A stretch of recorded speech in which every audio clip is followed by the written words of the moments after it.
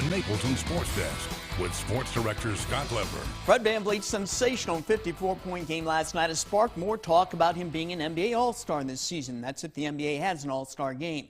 VanVleet's big night has lifted his scoring average for the season to 20.4 points per game. That ranks 35th in the league.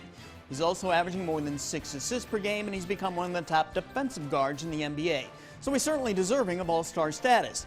But it's not a layup. He'll be an All-Star. 8 to 10 guards would be picked for the All-Star game. The list of guards having monster years is a long one, starting with the Wizards' Bradley Beal. He leads the league in scoring at 35 points per game. You've also got Damian Lillard, Steph Curry, Trae Young, and James Harden, who are perennial All-Stars, and Kyrie Irving.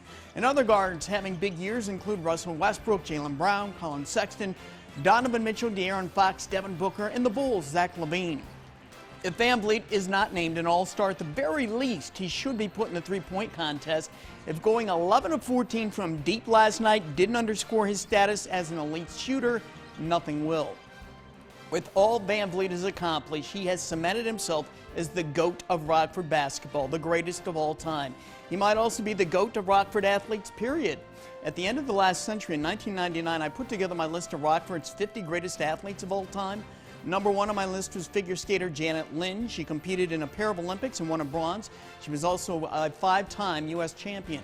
Number 2 was track and field sprinter Bob Packard. He ran in the 1936 Olympics, and some of his high school records still stand today.